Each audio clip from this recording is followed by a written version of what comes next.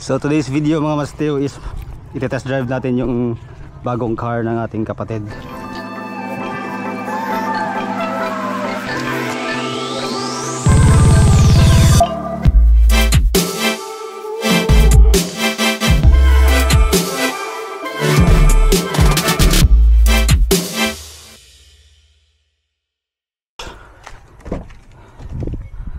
So bagong-bago pa. Actually kahapon lang sila dumating dito. So ito yung infotainment nya.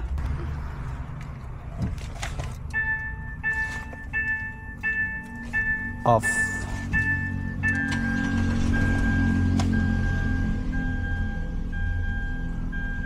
Naka-start agad yung fan nya. Ayos yung switch nya, parang ano ba? Pangantsaw dia. Ayos yung switch nya, parang sa airplane lang. Han. Kini blower ganto temperature. Ana-ana rin siya. Kuchuya lagi. Tapos control sa singer kini. Pag pick on mo pwede ra pick on. Left. parking. Oh my, gani nanay auto hold. May auto hold din siya, tsaka may electronic parking brake. Oh, pwede rin mo ma-adjust ng steering wheel. Telescopic na eh. Ayan na. Eh ikaw, kung siya mo balik ka. Okay. So let's go. Pero siyang telescopic yung steering wheel niya. Adjustment. Seatbelt muna. Loh. Ganda ng seatbelt, napaka smooth. Yeah. Ano na mag-review good love? Unsa man kang unsa pa ning kunin mo ikaw mo gimutan na una hugod. Pinagtatawanan po ako ng misis ko ngayon. Pag-later. So yun guys, oh. Ang ganda ng ano niya, seatbelt. Napaka smooth. Seatbelt check. Yung center console niya, ay sa loob. Laki. Kasya dito bata. Cup holder. So wala siyang cup holder dito. So wala rin. Yan. Tignan natin kung magkano yung nabayaran nila. Joke. Airbag. Mamaya tetestin natin yung airbag. Ibabangga natin para ano. Yung ano niya, yung seat adjustment niya is traditional pa rin, no? So reverse, neutral. Tingnan natin yung reverse. May camera ba? Meron siyang camera. So napakalambot ng manubela.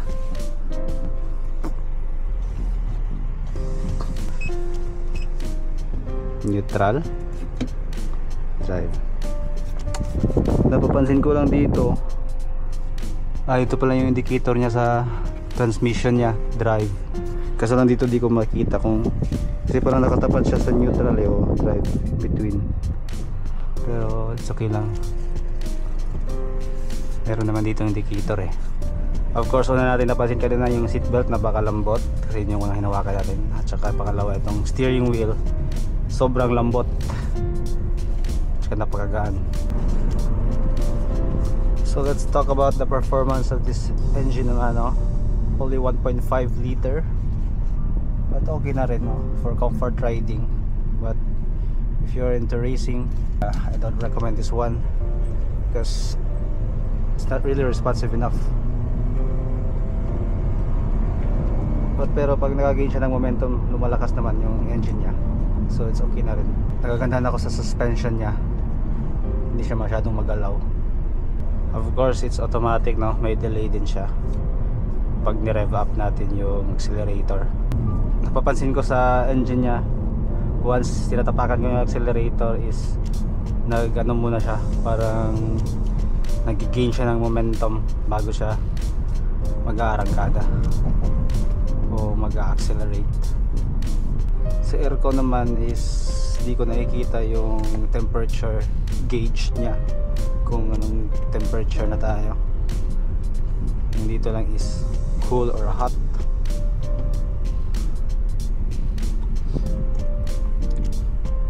medyo malapit na tayo mag full ng aircon.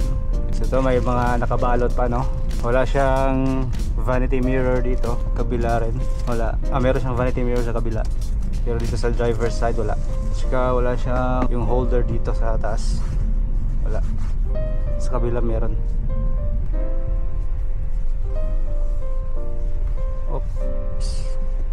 So parang nagra-rough road na rin tayo, no? Nagte-test tayo ng rough road ngayon. Medyo lang okay pa rin siya.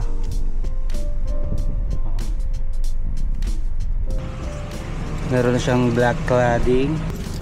And dito sa likod, tingnan natin kung paano siya.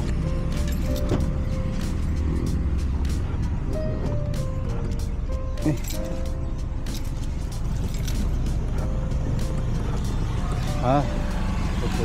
Hindi siya power lift gate or power tailgate. So ganda ng compartment dito sa likod. May mga lalagyan ng sapatos, ulam o kahit ano-ano pa dyan. So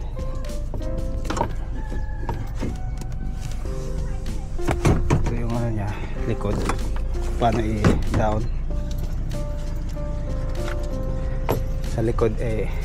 Sa second row din, try natin sa second row if paano yung flat niya.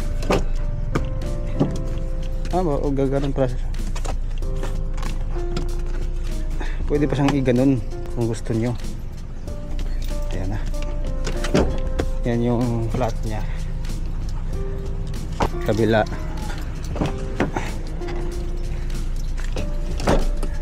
Pwede rin ganon siya. Kung sakaling gusto nyong sumakay dito sa third row seat, sobrang luwag dito pag akyat.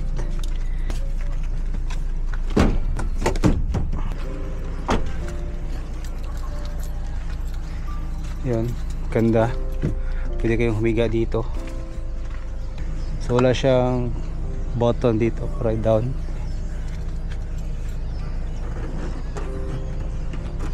Mabigat. Medyo may kabigatan siya pag down mo, pero pag nandito na siya, maluwag, ano na lang, magaan na lang. Try natin kung so ganun yung ano niya. May ilaw kaya dito. Ano to? Seat belt. May seat belt dito. I think para sa center to.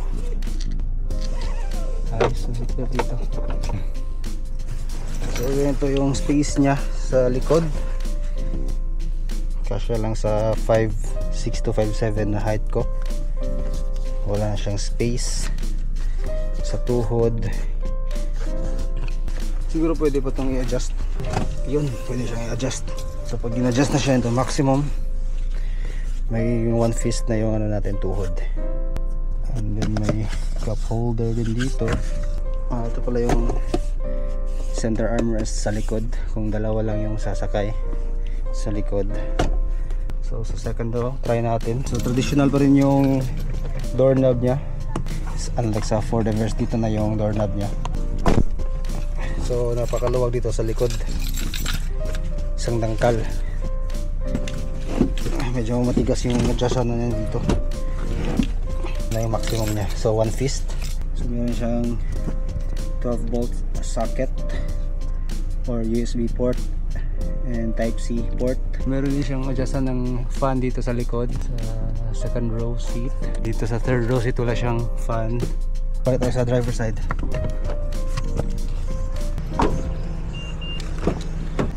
Ito rin pala yung seat adjustment niya. Gusto nyong pataasan yung height niya, is counterclockwise nyo lang. Pag clockwise is pababaan nyo yung seat height niya. It's a plastic, no, pero mukhang carbon fiber siya.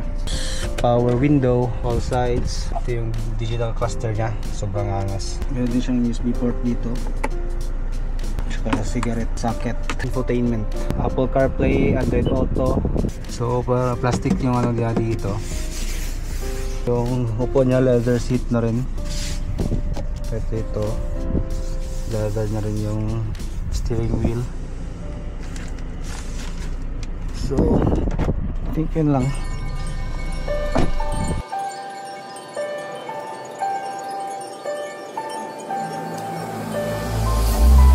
I will find peace of mind till the end of the sunset sun. I will find you. The moonlight road, my teardrops fall, my bones are cold. Where should I go to find your soul, to bring back home the moments that we used to know?